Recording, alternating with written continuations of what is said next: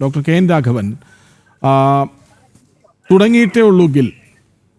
എങ്കിലും ക്യാപ്റ്റനായ ഗില്ലിനെയോ ബാറ്ററായ ഗില്ലിനെയോ ഇപ്പോൾ ഏറ്റവും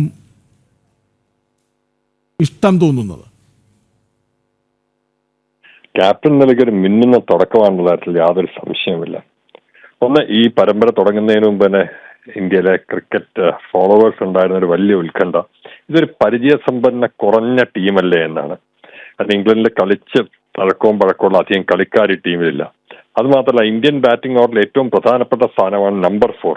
നമ്മൾ പണ്ടൊക്കെ ഓട്ടാണ് GR വിശ്വനാഥ്, അതുപോലെ ദിലീപ് വെങ്സർക്കാർ, പിന്നെ സച്ചിൻ തെണ്ടുൽക്കർ, വിരാട് കോഹ്ലി എന്നിവരെല്ലാം ഓക്കുപ്പൈ ചെയ്യുന്ന ഒരു സ്ലോട്ടാണ് നമ്പർ 4. അത് പെട്ടെന്ന് അനാഥമാവാണ് ചെയ്തത്. അപ്പൊ അങ്ങോട്ടേക്ക് ആര് വരുമെന്നുള്ളൊരു വലിയ ചോദ്യചിഹ്നം ഉണ്ടായിരുന്നു. പിന്നെ ഇതിനു മുമ്പ് ഗില്ല് അധികം ഈ ലോങ്ങർ ഡ്യൂറേഷൻ മത്സരങ്ങളിൽ നയിച്ച് കണ്ടിട്ടില്ല. അതിനിപ്പോൾ രഞ്ജി ട്രോഫി ഒന്നും ആരും അന്താരാഷ്ട്ര കളിക്കാർ കളിക്കുന്നില്ല.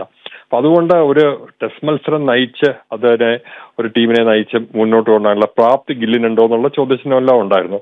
പക്ഷെ ഇതിൽ ഒരു ബാറ്റർ എന്ന നിലയ്ക്ക് ക്യാപ്റ്റന്റെ ഉത്തരവാദിത്വം കൂടി കിട്ടിക്കഴിഞ്ഞ് നമ്പർ 4 പൊസിഷനിലേക്ക് ഗില്ല് വന്നതോടുകൂടി അതൊരു വലിയ വിജയമായിരിക്കണം. അത് യാതൊരു സംശയമില്ല. ഇപ്പൊ 2 ടെസ്റ്റ് മത്സരങ്ങളിൽ ഇത്രയധികം റണ്ണ് വാരിക്കൂട്ടിയ വേറെ ക്യാപ്റ്റന്മാരുണ്ടാവില്ല എന്ന് തന്നെ പറയാം.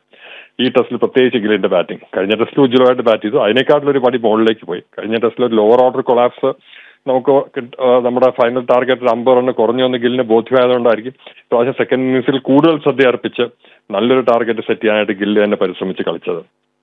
അപ്പൊ ക്യാപ്റ്റൻ എന്ന നിലയിൽ ഒരു ഗില്ലിന്റെ പെർഫോമൻസ് വളരെയധികം മുകളിലേക്ക് പോയിരിക്കുന്നു. അതൊരു വളരെ നല്ല കാര്യമായിട്ട് മാത്രമേ അവർക്ക് കാണാൻ സാധിക്കുകയുള്ളൂ. അതുകൊണ്ട് എനിക്ക് ഇപ്പോൾ ക്യാപ്റ്റനായ ഗില്ലിനെയാണ് കൂടുതൽ ഇഷ്ടം.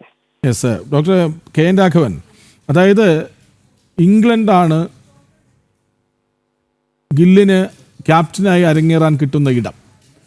അവിടെ ഇംഗ്ലണ്ടിൻ്റെ ബൗളിംഗ് നിര മികച്ചതാണ്.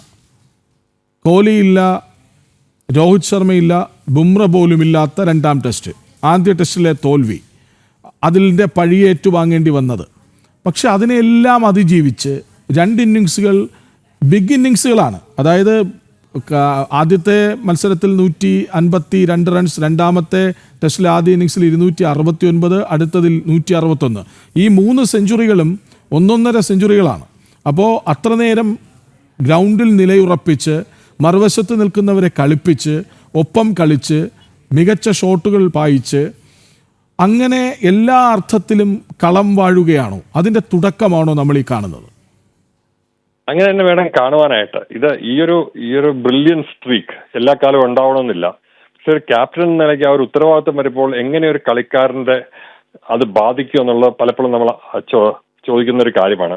കാരണം ക്രിക്കറ്റിലെ ഏറ്റവും മികച്ച ഓൾറൗണ്ടർമാരും ഒരാളായിരുന്നു അയൻ ബോഥം. ക്യാപ്റ്റനായി കഴിഞ്ഞ് അദ്ദേഹം കളി മറന്ന പോലെ ആയിപ്പോയി. അപ്പൊ ക്യാപ്റ്റൻസിയുടെ ഉത്തരവാദിത്വം വരുമ്പോൾ പലർക്കും അത് മോശമായി ബാധിക്കാറുമുണ്ട്. സുനിൽ ഗവാസ്കർ തന്നെ ഒരു ഘട്ടം കഴിഞ്ഞപ്പോൾ ക്യാപ്റ്റൻസി കാരണം തന്റെ ബാറ്റിങ്ങിനെ ബാധിക്കുന്നത് മനസ്സിലാക്കിയാണ് ക്യാപ്റ്റൻസി ഒഴിവാക്കിയത്. അപ്പൊ ക്യാപ്റ്റൻസി ഒരു വലിയ വെല്ലുവിളിയാണ്. ഇപ്പൊ സച്ചിൻ തെണ്ടുൽക്കർ ക്യാപ്റ്റനായിട്ട് വിജയിക്കാൻ സാധിച്ചില്ല. അപ്പൊ രണ്ടും കൂടി ഒരുമിച്ച് കൊണ്ടുപോകാന്ന് പറഞ്ഞാൽ ഒരു വലിയ വെല്ലുവിളിയാണ്.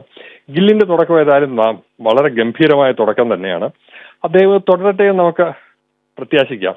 പിന്നെ വേറൊരു കാര്യം പറയാനുള്ള ഗില്ലിന്റെ ബാറ്റിങ്ങിനെ സംബന്ധിച്ചിടത്തോളം, ഇപ്പോഴത്തെ ഈ പുതിയ ജനറേഷൻ കളിക്കാർ അധികം ലോങ്ങർ ഡ്യൂറേഷൻ മത്സരങ്ങൾ, അതായത് ചുവന്ന പന്ത് ഉപയോഗിച്ച് വെള്ളക്കുപ്പമായിട്ട് 3-4 ദിവസത്തെ കളി അധികം കളിക്കുന്നില്ല, പ്രത്യേകിച്ച് അന്താരാഷ്ട്ര കളിക്കാർ. അപ്പൊ അതിൽ നിന്ന് ഒരു കൂടുതലും IPL, വൺ ഡേ ഇന്റർനാഷണൽ മാത്രം കളിച്ച ഒരു സാഹചര്യത്തിൽ നിന്ന് വന്ന് ടെസ്റ്റ് ക്രിക്കറ്റിൽ ഇംഗ്ലണ്ടിൽ ഇത്രയും നേരം ബാറ്റ് ചെയ്ത് തന്റെ ഒരു ആധിപത്യം കാണിച്ചതിന് പ്രത്യേകം ഗില്ലിനെ അഭിനന്ദിക്കേണ്ട ആവശ്യമുണ്ട്. അതായത് ഗില്ല് കളിക്കുന്നത് അങ്ങ് പക്കാ ടെസ്റ്റ് ഇന്നിങ്സ് അല്ല എന്ന് പറയാൻ പറ്റില്ല. പക്കാ ടെസ്റ്റ് ഇന്നിങ്സ് തന്നെയാണ്. കാരണം ഇത്ര നേരം നിൽക്കുന്നില്ലേ. അത് നമ്മൾ ഒരിക്കലും ആ ഒരു ഇത് മറക്കരുത്. കാരണം ടെസ്റ്റിൽ ഒരു സെഞ്ചുറി, ഒരു ഡബിൾ സെഞ്ചുറി ടെസ്റ്റിൽ നേടുക എന്ന് പറഞ്ഞാൽ അത് എത്ര പേർക്ക് സാധിച്ചിട്ടുള്ള കാര്യമാണ്? വളരെ കുറച്ച് കളിക്കാർക്ക് മാത്രമേ സാധിച്ചു. എന്റെ ഓർമ്മ ശരിയാണെങ്കിൽ ഇപ്പൊ ഇന്ത്യൻ ക്രിക്കറ്റിൽ സുനിൽ ഗവാസ്കർക്ക് സാധിച്ചിട്ടുണ്ട് ഒരേ ടെസ്റ്റിൽ ഒരു സെഞ്ചുറിയും ഡബിൾ സെഞ്ചുറിയും നേടാനായിട്ട്. വേറെ എത്ര ആൾക്കാർക്ക് സാധിച്ചിട്ടുണ്ടെന്ന് ഒറ്റ ഇതിൽ പറയാനായിട്ട് സാധിക്കുന്നില്ല. അപ്പൊ ഇതുപോലൊരു ബാക്ക്ഗ്രൗണ്ടിൽ നിന്ന് വന്നു. അപ്പൊ ഗവാസ്കർ കളിക്കുന്ന കാലത്ത് വൺ ഡേ ക്രിക്കറ്റ് ഒന്നും ഇല്ല. അപ്പൊ വൺ ഡേ ക്രിക്കറ്റിന്റെ അതിപ്രസരമുള്ള ഒരു കാലത്ത് വന്ന് ടെസ്റ്റ് ക്രിക്കറ്റിൽ ഇത്രയും മനോഹരമായിട്ട് ഒരു ടെസ്റ്റൈൽ ഇന്നിങ്സ്, ആ ടെസ്റ്റ് മത്സരത്തിന്റെ ശൈലിയുള്ള ഇന്നിങ്സ് കളിക്കുക എന്നുള്ളത് വലിയൊരു അച്ചീവ്മെന്റ് ആണ്. പക്ഷെ ഇവിടെ ഒരു കാര്യം കൂടി പറയണം. കാരണം അദ്ദേഹത്തിന്റെ കൂടെയുള്ള പാർട്ട്ണർമാരുടെ റോൾ, ഇപ്പൊ കഴിഞ്ഞ ടെസ്റ്റിൽ ഋഷഭ് പന്തിന്റെ ബാറ്റിംഗ്. ഈ ടെസ്റ്റിലെ രണ്ടാം ഇന്നിംഗ്സിൽ ഋഷഭ് പന്തിന്റെ ബാറ്റിംഗ്. കാരണം പന്ത് ബാറ്റ് ചെയ്തുകൊണ്ടിരിക്കുമ്പോൾ ബൗളിംഗിന് മുകളിൽ ഒരു വലിയ ഡോമിനൻസ് കിട്ടുന്നുണ്ട്. അത് ഗിൽ വളരെ മനോഹരമായിട്ട് ഉപയോഗിച്ചു എന്നുള്ളൊരു കാര്യം കൂടി എടുത്തു പറയേണ്ടിയിരിക്കുന്നു. ശരി, നന്ദി ഡോക്ടർ കെ എൻ രാഘവനൊപ്പം ചേർന്നതിന്.